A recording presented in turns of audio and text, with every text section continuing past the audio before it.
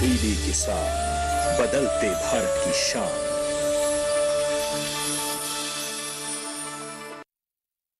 लहलहाती फसल, भरे पूरे खेत खलिहान, हर किसान का बस यही अरमान। लेकिन प्रकृति पर किसका जोर? कभी बारिश, कभी बिजली, कभी ओला, कभी सूखा, तो कभी कीट पतंग का प्रकोप कर दे नुकसान कमर तोड़। भैया खेती में तो जोखम रहता ही है, अब क्या करें? अब प्रकृति का कोनो उपाय है का? प्रकृति का तो नहीं, मगर नुकसान का उपाय है। अच्छा, हाँ, AIC से फसल बीमा। फसल बीमा? मतलब मामूली सा प्रीमियम दो और बड़ी चिंता से मुक्ति पाओ। अरे वाह! AIC से अपनी जरूरत अनुसार कोई फसल बीमा चुने, जैसे प्रधानमंत्री फसल बीमा योजना। बुआई से लेके कटाई तक प्राकृतिक आपदा से सुरक्षित रहे किसान। भरपाई हो पूरी अगर फसल का हो नुकसान, जब AIC का है साथ तो ना डर ना फिक्र की बात। Agriculture insurance company of India limited. AIC।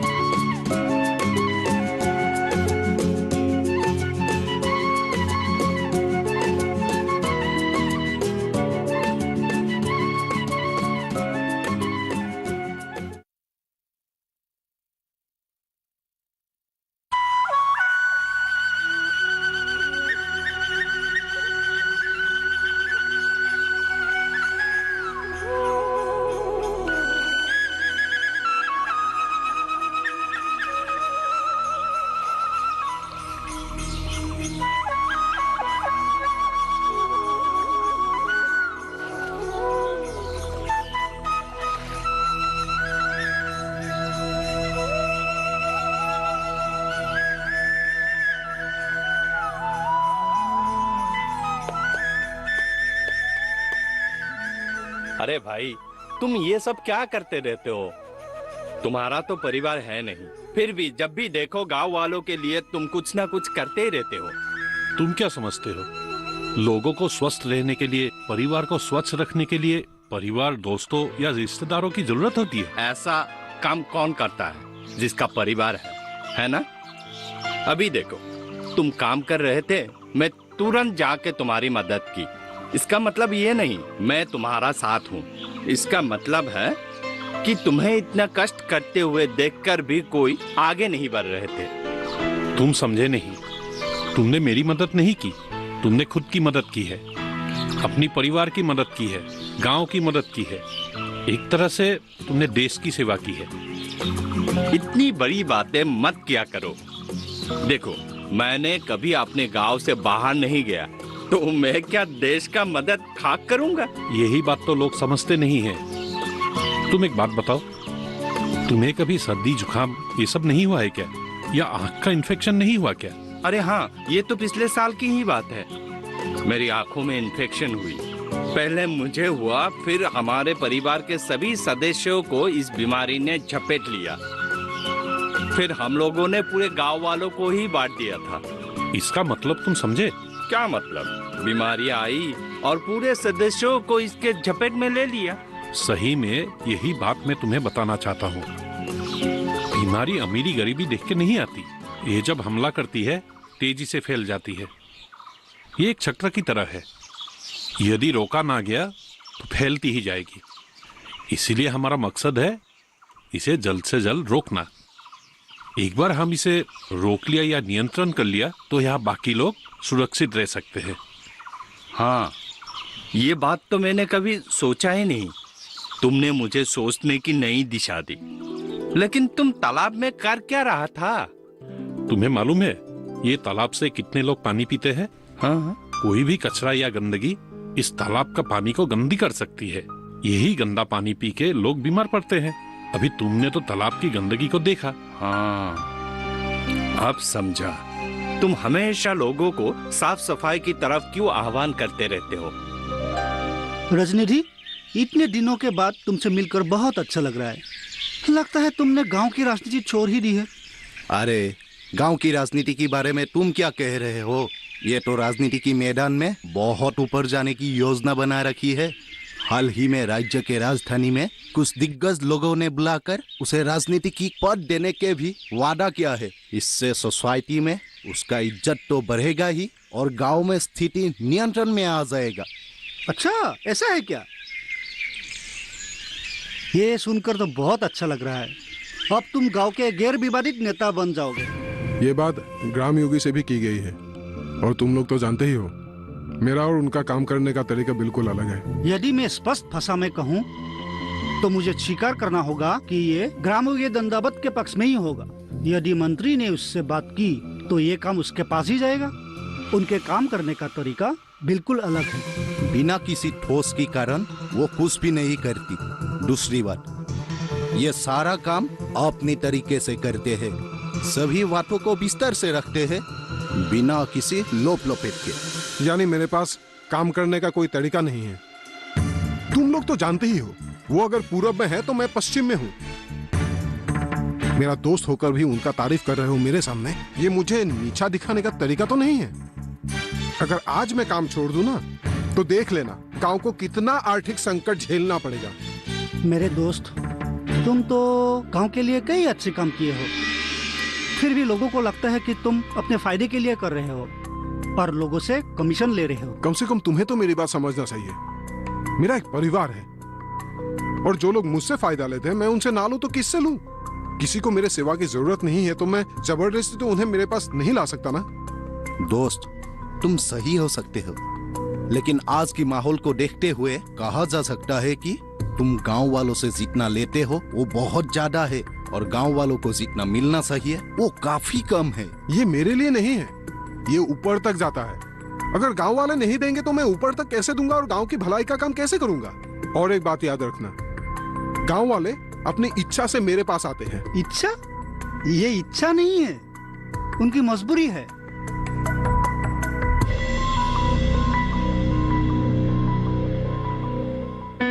Sir, इस सरकार के आने के बाद शुरू में हमें थोड़ा मुसीबत हुई थी। पैसा आते ही नहीं थे, लेकिन इस साल काफी पैसा आने वाले हैं। तुम्हें कैसे पता चला?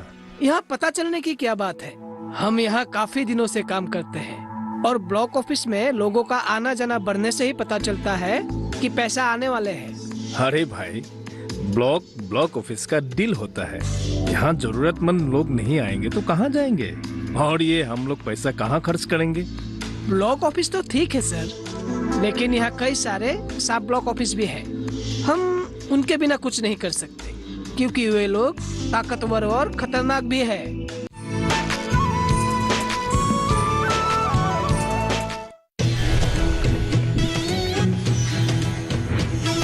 पशुओं की सुरक्षा का पहरेदार, माटी का लाल, जन धन का रक्षक, अपना पशु चिकित्सक। रविवार शाम 6:30 बजे सिर्फ डीडी किसान पर।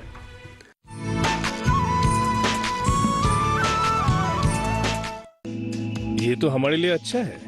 वो लोग जमीनी काम करेंगे और हम लोग अपने हस्तक्षेप से आगे बढ़ जाएंगे। लेकिन जैसा कि तुमने कहा, हमारे पास तो सब ब्लॉक ऑफिस नहीं है। आप समझे नहीं सर, यहाँ सब ब्लॉक ऑफिस का मतलब है यहाँ बहुत सारे राजनीतिक नेताएं हैं जो अपने लोगों को मदद पहुँचाने के लिए आपको दबाव डालेगा। गरीब लोग गरीब ही होते जा रहे हैं, इसीलिए विकास के काम में कोई भेदभाव रखना नहीं चाहिए।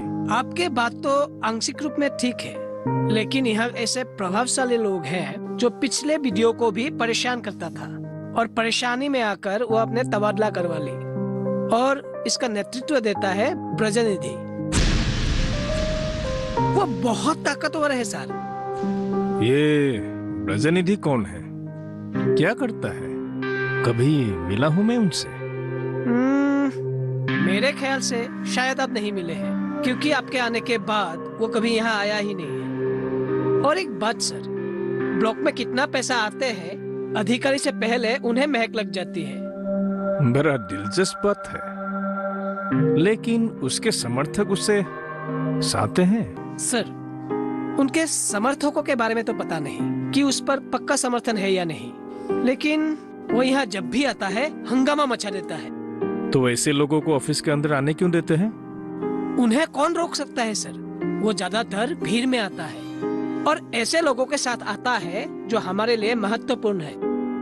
ओके, अगली बार वो आए तो मुझे इशारा कर देना, मैं उससे बातें करूंगा। जी। मैं इन दिनों अपने क्षेत्र की विकास कार्य में व्यस्त हूँ। लोगों की सामुदायिक जीवन की बेहतरी के लिए सरकार की तरफ से कुछ योजनाएं आई है। मुझे लगता है कि इन सब में आम आदमी को शामिल होना चाहिए ताकि हम देख सके ये योजनाएं और ये निर्माण कार्य सही ढंग से हो रहा है या नहीं। ओह शानदार, लेकिन कैसा काम चल रहा है और कितने लोग ऐसे विकास की चिंता कर रहा है? ऐसे कामों के लिए तुम कहाँ से लोगों को लाओगे? व्यक्तिगत रूप से मैं आग्रह करता हूँ, इसलिए मैं हूँ। वो वारी वारी से आते हैं और जिम्मेदारी लेते हैं। अब तक तो बहुत अच्छा चल रहा है। राजनीति कैसा है? क्या वो आगे बढ़कर मदद कर रहा है? नहीं, दरअसल बात यह है कि मैंने अब तक उसको बुलाया ही नहीं। वो एक प्रोफेशनल पॉलिटिशियन है, ना तो राजनीतिज्ञ है ना ही राजनीतिक कार्यकर्ता। हाँ, उनके कुछ राजनीतिक संपर्क है, लेकिन ऐसे संपर्क से काम की गुणवत्ता कम हो जाती है। तब तो ग्राम योगी का चल रहा है। क्या तुम्हें उनको अपनी योजना में शामिल किया है? हाँ, वो पूरी तरह से शामिल है। सचमुच वो बहुत सही आदमी है और हम लोग उनको मदद ही कर रहे हैं। लेकिन तुम जानते हो कि वो दूसरे तरह के आदमी है। वो कभी अच्छे कामों का श्रेय नहीं लेता। उनका मकसद अच्छे करते रहना है ताकि लोग उसका फायदा उठा सके। इसका मतलब डायरिया के इलाज के लिए सरकार हर साल प्रति व्यक्ति के ऊपर करीब $5 खर्च करती है। यानी कि ये करीब 300 रुपया हुआ। जबकि इन बीमारियों के लिए गांव में होने वाला हानि, स्वास्थ्य के ऊपर प्रभाव, उत्पादकता पर असर, मानसिक अशांति, निष्क्रियता आदि से होने वाले नुकसान का तो कोई आकलन ही नहीं हो रहा है। नहीं, इससे तो लोगों का आयु भी कम हो जाता है। इसीलिए तो सरकार हर लोगों के लिए शुद्ध पानी उपलब्ध कराने के लिए ये योजनाएं बना रही है। यही वजह है मैं आपके पास आया हूँ। ये गांव में एक बड़ी तालाब है जिसकी सफाई प्राथमिकता के आधार पर शुरू करनी है। पर वो तो तालाब है, इसका पानी नहीं पीना चाहिए। मुझे नहीं मालूम कि लोग वहाँ के पानी पीते हैं कि नहीं, लेकिन दूसरे काम में तो इस्तेमाल करते हैं, उसमें भी तो खतरा है। इसीलिए मैं चाहता हूँ उसकी सफाई शुरू की जाए। तालाब की सफाई करना बहुत जरूरी है। आप इसकी व्यवस्था कर दीजिए। ठीक है जी। नमस्ते। नमस्ते। नमस्ते। मैं भी चाहता हूं कि तालाब की सफाई किया जाए और ये सफाई का काम मुझे ही मिले। मैंने राशि आवंटित करने का व्यवस्था कर दिया है।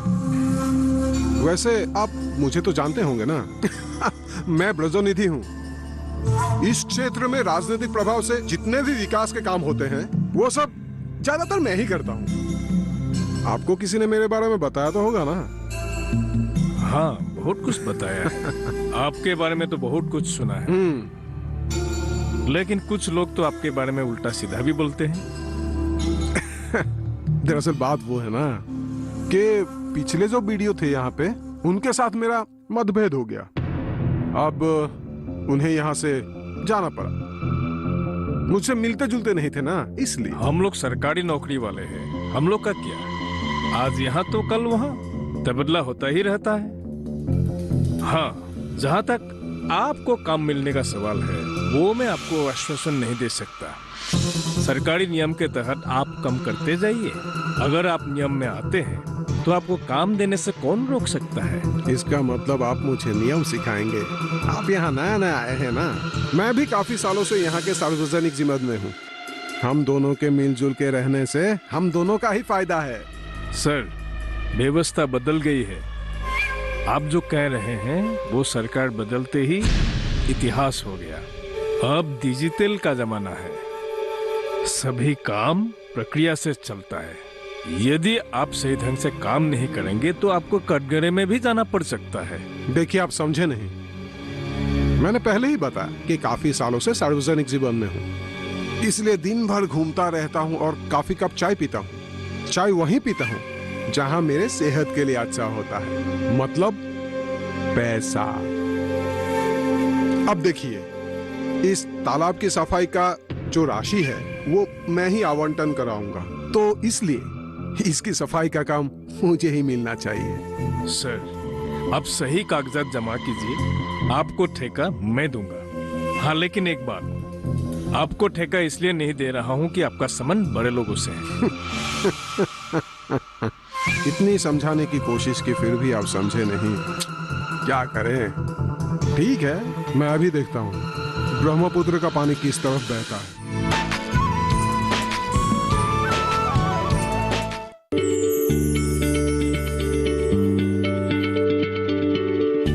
क्या आप किसी बीमारी से परेशान हैं? चाहते हैं डॉक्टर की सलाह? तो हम हैं आपके साथ, बताएंगे आपको जीने की राह। समस्याएं आपकी, समाधान देश के मशहूर विशेषज्ञों के। घर बैठे बात करें देश के जाने माने डॉक्टरों से। हमारे लाइव प्रोग्राम स्वस्थ किसान में हर शनिवार शाम 6 बजे से 7 बजे तक।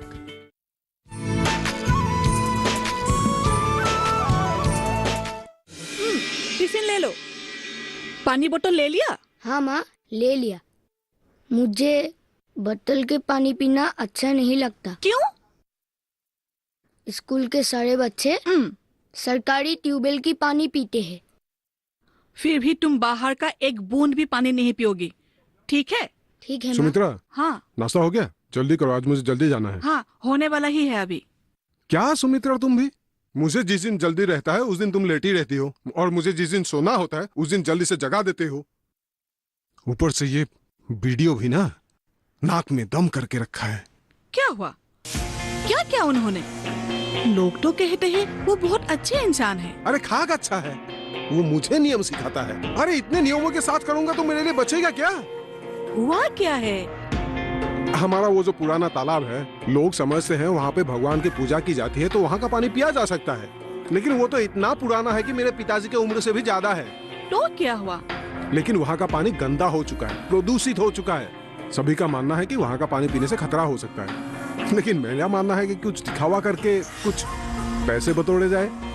लेकिन आप ऐसा मत कीजिएगा। आप ये जिम्मेदारी लीजिए और लोगों का उपकार कीजिए, भले ही 2 पैसा कम मिले। तुम ये उपदेश देना बंद करो। मुझे जहाँ पैसा ज्यादा मिलेगा मैं वही काम करूँगा, बस।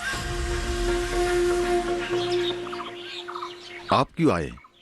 आप तो संत आदमी हैं। आप जैसे व्यक्ति आने से हमें लगता है कि हम लोगों की सेवा ठीक ढंग से नहीं कर पा रहे हैं। नहीं, इन दिनों में शुद्ध पानी के बारे में कुछ किताबें पढ़ के परेशान हूँ। विश्व स्वास्थ्य संगठन के अनुसार पानी की गुणवत्ता की मूल्यांकन और प्रबंधन पर जोर दिया गया है। देखिए, मैं उसे और सरलता से बताता हूँ। हमारा शरीर वायु, पानी और मिट्टी से बनी हुई है। अगर इन चीजों में कुछ गलत होता है तो उसका असर हमारा शरीर में पड़ता है। लेकिन लोग इस बात को इतना गंभीरता से नहीं ले रहे हैं। WHO का रिपोर्ट में ये कहा है, पानी की गुणवत्ता की रक्षा और संरक्षण के विषय में सबको शामिल किया जाए। हम लोगों से कहते रहते हैं, लेकिन लोग सुने तब ना। हमारे हॉस्पिटल में जितने भी मरीज हैं, ज्यादातर मरीज गंदे पानी सेवन से ग्रस्त है। अच्छा, आप क्यों आए? आप कृपया मेरी बात सुनिए। WHO का गाइडलाइन में इस बात पर जोर दिया गया है, पानी जनित संक्रामित बीमारियों के बचाव के लिए अणुजीवों का रखरखाव भी एक जरूरी लक्ष्य है। इससे अतिरिक्त मानव स्वास्थ्य की रक्षा के लिए रासायनिक और हानिकारक तत्वों से बचाव भी जरूरी है। ये तो एक सामाजिक चुनौती बन चुकी है। अब आप ही हमें कुछ सलाह दीजिए, हमें क्या करना चाहिए? हाँ, मेरी तरफ से जितना हो सके मैं करूंगा। अगर आप ग्रामीण क्षेत्र में कुछ कर सकते हैं तो हमारी हॉस्पिटलों में मरीजों की संख्या कम हो जाएगी और हमें एक स्वस्थ लोगों के साथ रहने का मौका मिलेगा। लेकिन सबसे पहले आप एक काम कीजिए, PHED यानी पब्लिक हेल्थ इंजीनियरिंग डिपार्टमेंट के साथ संपर्क कीजिए। ठीक है, नमस्कार।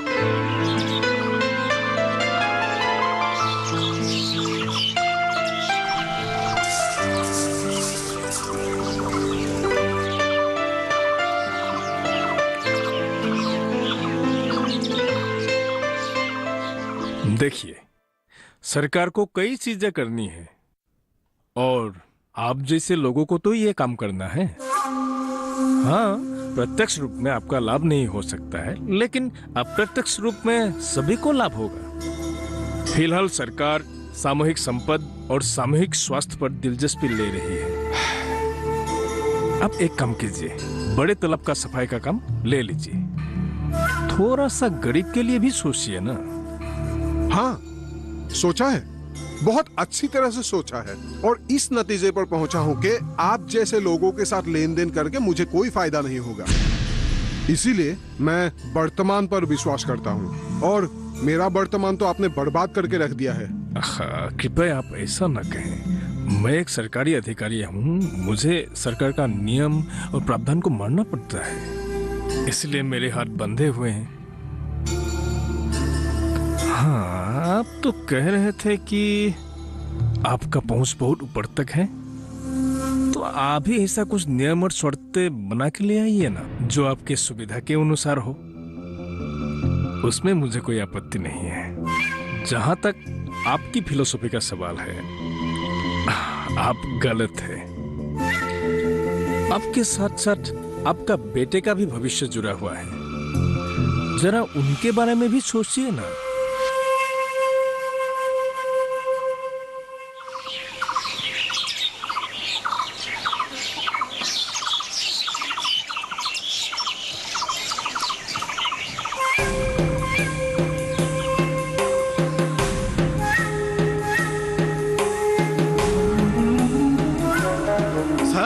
एक बड़ा सा जुलूस हमारी तरफ आ रहा है। ये लोग शुद्ध पेयजल अभाव का विरोध कर रहा है। अरे भाई, इतना चिंतित क्यों हो? उन लोगों को आने तो दो। हम लोग यहाँ क्यों बैठे हैं? लोगों की सेवा के लिए तो बैठे हैं। उन लोगों के जो मांगे हैं उसको हमें ऊपर भेजना है। माँ मुझे बहुत दर्द हो रहा है। बेटा, थोड़ा धीरे से रखो। पिताजी को आने दो, शायद वो डॉक्टर को भी ले आ सकते हैं। तुम चिंता मत करो बेटा, धीरे से रखो। नहीं माँ, मुझे बहुत दर्द हो रहा है।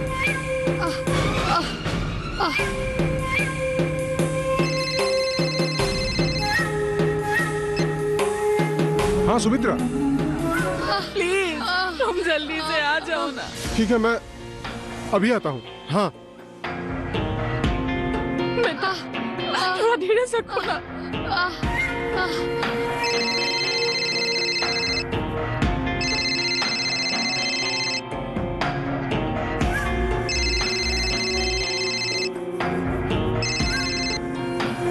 हेलो, पानी की वजह से ही ये जहर फैला है। जिन जिन बच्चों ने तालाब के पानी से धोया हुआ प्रसाद खाया है, वो सारे बच्चे बीमार पड़ गए। दरअसल किसी ने तालाब के पानी में कुछ जहरीला पदार्थ या मरा हुआ कुछ डाला होगा, एक रासायनिक विक्रिया हुई होगी। लेकिन सौभाग्य की बात यह है कि वो पदार्थ उतना खतरनाक नहीं था।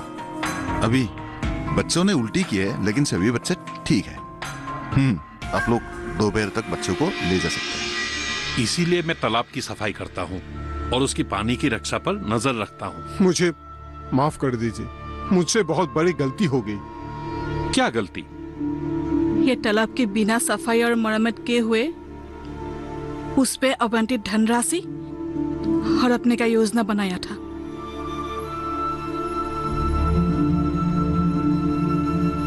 दिल से अगर एहसास हो तो गलती को गलती नहीं कहते। दरअसल महिलाओं ने घर के पीछे सामूहिक मैदान में अस्थायी रूप से व्यवस्था बना ली है। लेकिन तब क्या करते हो जब घर में प्रतिष्ठित मेहमान आते हैं? अगर उनको रात को जाने की जरूरत पड़ी, क्या वो खुली मैदान में जाएंगे? अब तक कोई परेशानी नहीं हुई, सब ठीक ठाक चल रहा है। मैं आपको चेतावनी दे रहा हूँ, जब तूफान आता है ना, सब कुछ तबाह करके जाते हैं। बारिश खत्म होने के बाद छाता खोलने का कोई मतलब नहीं है। इसीलिए मैं आप जैसे ग्रामीणों से आग्रह कर रहा हूँ, बिना सफाई के हम देश के साथ नहीं चल सकते। तुम मुझे तब तक समझ नहीं पाओगी जब तक तुम अपने दिल से मुझे समझने का कोशिश नहीं करोगी।